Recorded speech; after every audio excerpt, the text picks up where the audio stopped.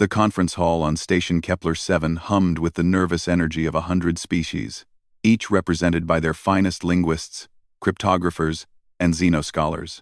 At the center of the amphitheater, suspended in a containment field, floated a single artifact, a crystalline tablet no larger than a human palm, covered in symbols that seemed to shift and writhe when observed directly. Elder Thrake of the Viridian Collective stood at the podium, his 6 eyes regarding the assembled delegates with weary resignation. His chitin plates, dulled by age and countless academic battles, clicked softly as he gestured toward the artifact.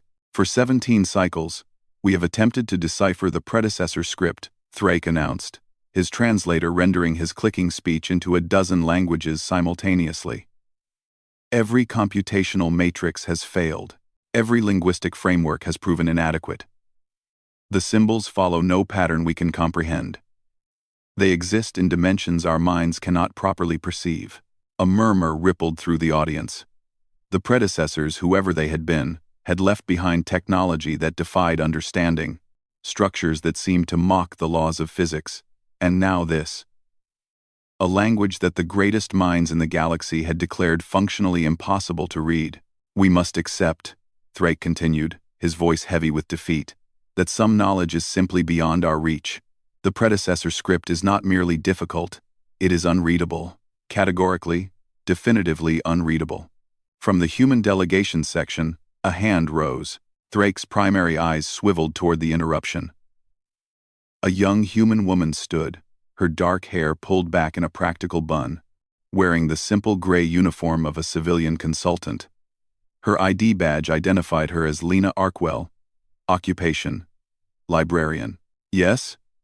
Thrake's tone carried the barely concealed irritation of a scholar, interrupted mid-proclamation. May I see it?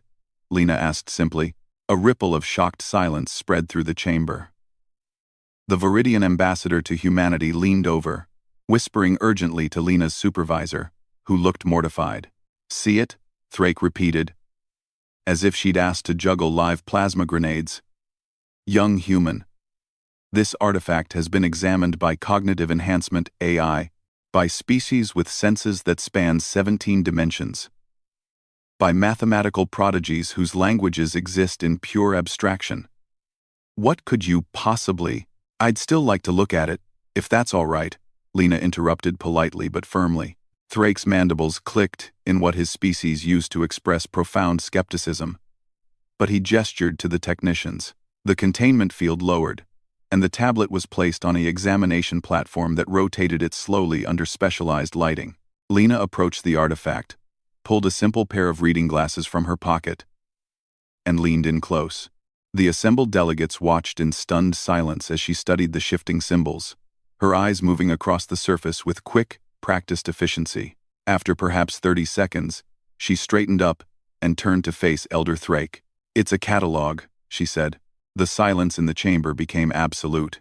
Excuse me? Thrake's translator struggled with the tone of his response, settling somewhere between outrage and disbelief. A catalogue, Lena repeated, adjusting her glasses. Specifically, it's an index. The symbols aren't a language in the traditional sense, they're a filing system. See here? She pointed to a cluster of symbols that seemed to spiral inward. That's a reference marker. And these? Her finger traced a series of interconnected glyphs, cross-references. It's not meant to be read sequentially. It's meant to be navigated. Elder Thrake descended from the podium, his scholarly pride wrestling with curiosity. Impossible.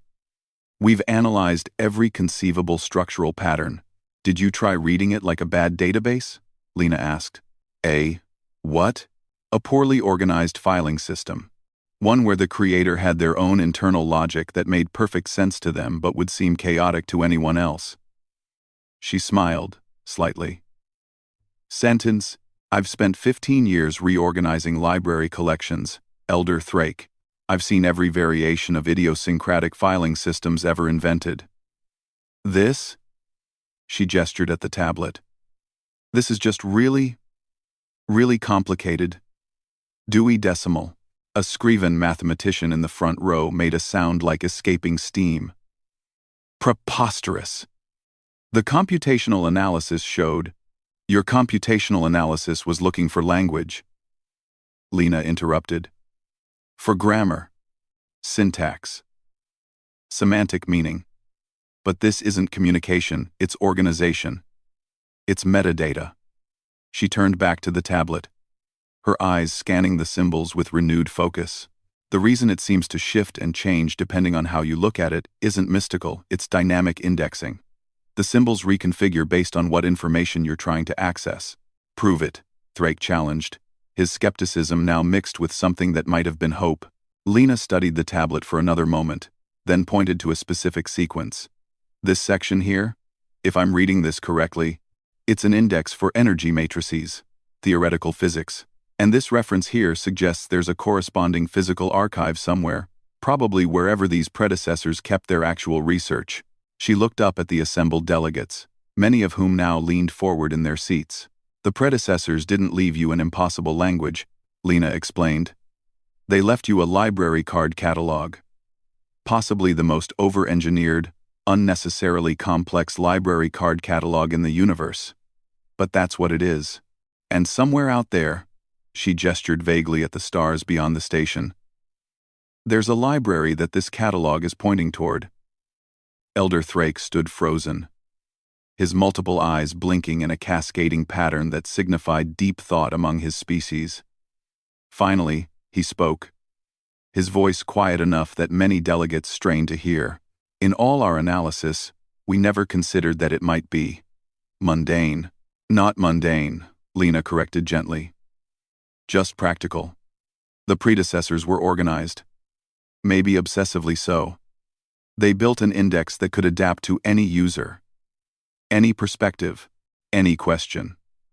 It's actually kind of brilliant, once you stop treating it like a mystical cipher and start treating it like what it is. Instructions for finding stuff.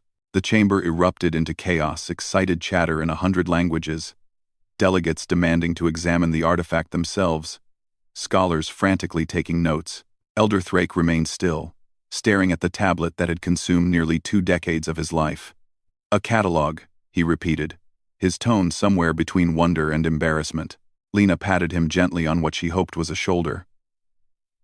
If it makes you feel better, it's a really good catalog. Whoever designed this system knew what they were doing. They just also knew that sometimes the simplest answer is the right one. When you have a lot of information, you make an index. As security moved to resecure the artifact and delegation leaders shouted questions at her, Lena, Arkwell, the human librarian who had solved the impossible problem with nothing but reading glasses and professional experience, found herself thinking about the vast library that must exist somewhere in the cosmos, a repository of predecessor knowledge, waiting to be properly browsed. Elder Thrake, she called, as the old scholar began to retreat. I don't suppose you need someone to help organize the expedition to find that library? For the first time in 17 cycles, Elder Thrake's mandibles clicked in what his translator rendered as laughter.